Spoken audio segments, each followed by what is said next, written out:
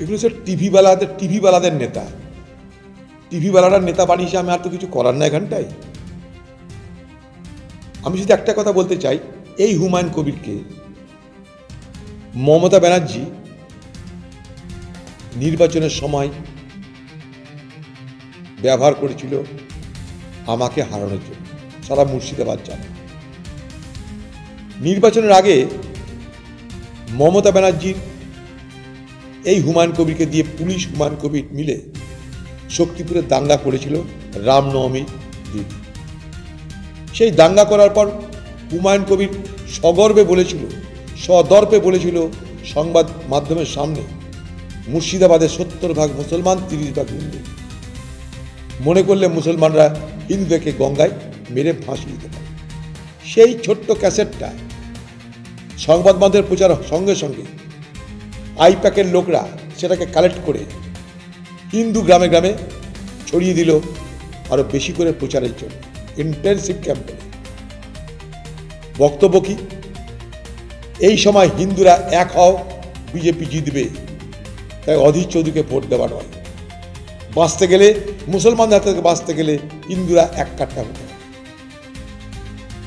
আমার বিরুদ্ধে যিনি প্রার্থী ছিলেন ক্রিকেটার, তিনি মুসলমান ছিলেন, তাই মুসলমান ভোট তো পাওয়া যাবেই। হিন্দু ভোটে আঘাত হানো যাতে অধীর চৌধুরী হারে।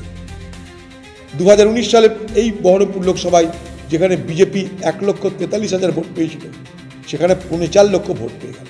আমি হারলাম, দিদির কাজও সিদ্ধি হয়ে গেল। অথচ সেদিন কিন্তু 70% মুসলমান, 30% হিন্দুকে মেরে ভাসিয়ে দেওয়ার কথা বললেও বাংলার মুখ্যমন্ত্রী নিন্দাও করেননি। এটা সরকারি দলের বক্তব্য না, তাও বলেননি। তৃণমূল সেই বক্তব্যকে অস্বীকারও করেননি। অথচ নির্বাচন কমিশন সেই হুমায়ুন কবিরের বিরুদ্ধে কিন্তু ব্যবস্থা নিতে বলেছিল।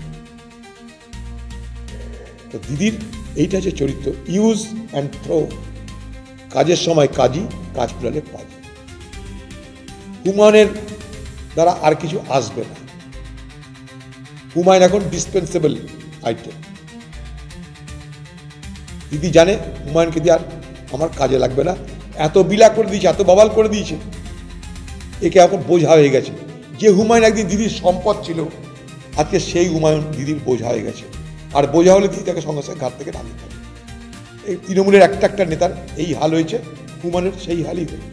এবার সে কি করবে না করবে, বাবরি মসজিদ বানাবে না সে দিদির মতন আবার জগন্নাথকে, যেমন দিদি উড়িষ্যা থেকে উঠিয়ে নিয়ে বাংলায় চলে এলো, দিদি আর দিদির দেখা দেখে আবার হুমায়ুন করতে কাকে নিয়ে আসবে জানি না। কিন্তু মুর্শিদাবাদের মানুষ কোনোদিন সম্প্রীতির বিরুদ্ধে নয়। মুর্শিদাবাদের মানুষ কোনোদিন সাম্প্রদায়িক ঐক্যের বিরুদ্ধে নয়, ছিল না। আজও যে মসজিদের কথা বলা হচ্ছে, সেই মসজিদ নিয়ে মুর্শিদাবাদের মানুষের বিন্দুমাত্র হেলদোল ছিল না, এতটুকু হেলদোল ছিল না। আমি বলছি আপনাদেরকে, বাংলার মুখ্যমন্ত্রী আজ এই বাংলায় সাম্প্রদায়িকতার বীজ বুনে দিয়েছেন বিজেপির সঙ্গে হাতে হাত দিয়ে।